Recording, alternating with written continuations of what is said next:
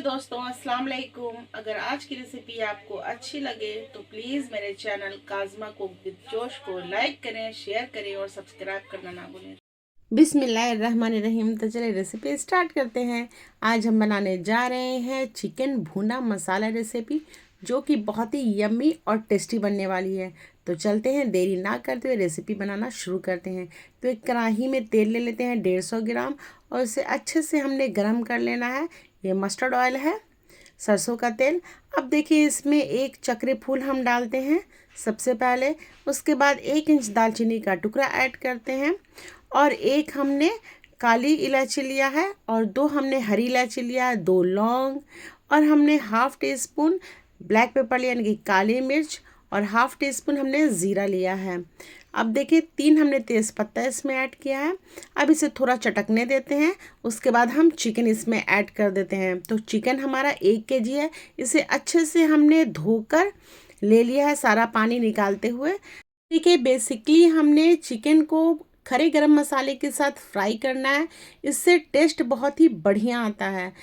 तो इसे हमने थोड़ा फ्राई कर लेना है इस तरीके से, देखिए, ताकि इसमें जो खड़ा गरम मसाला है उसका खुशबू जो है वो अच्छे से रस बस जाए।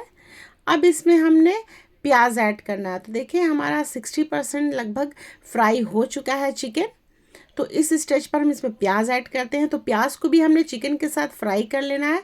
तो 3 प्याज को हमने चॉप्ड कर लिया है, महीन चॉप्ड कर लिया है, और उसे हमने चिकन के साथ फ्राई कर लेना है, ताकि प्याज भी फ्राई हो जाए और हमारा चिकन भी और अच्छे से फ्राई हो जाए। तो देखिए, इस तरीके से हमने फ्राई कर लेना है, गैस का फ्लेम हाई रखते हुए। तो लगभग हमारा चिकन और प्याज फ्राई हो चुका है। अब इसमें अदरक लहसुन का पेस्ट ऐड करते हैं।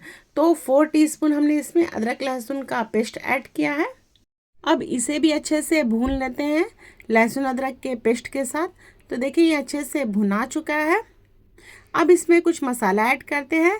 तो 2 टीस्पून हमने इसमें Kashmiri red chilli powder add किया है, इससे कलर बहुत ही बढ़िया आता है।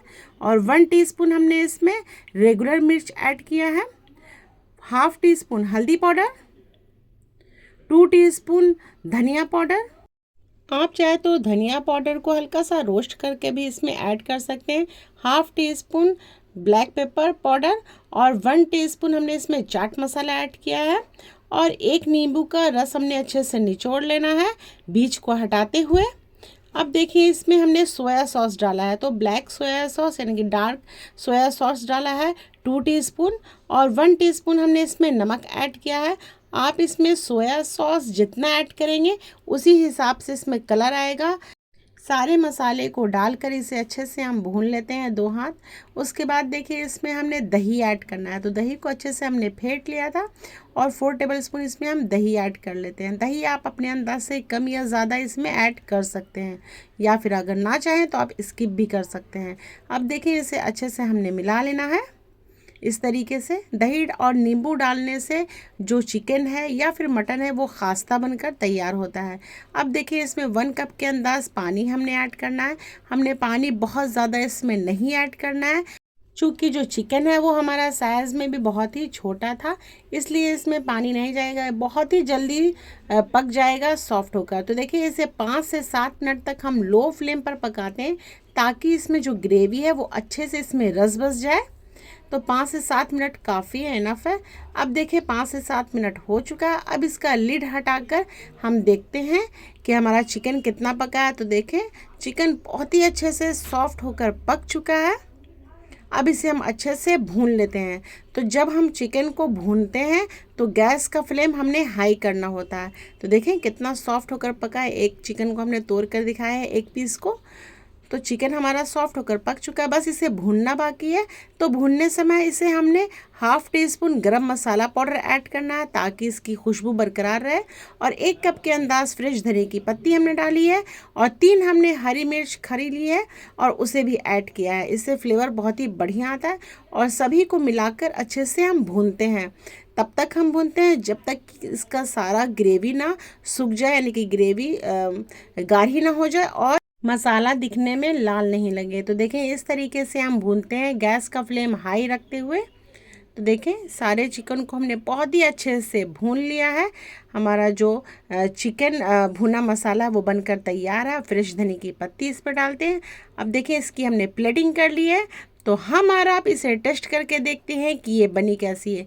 तो देखें दिखने में भी बहुत ही लाजवाब लग रही है और खाने में उतनी ही यम्मी। तो देखें कितना सॉफ्ट होकर पका है और अंदर अंदर इसके अंदर ग्रेवी जा चुकी है चिकन के अंदर।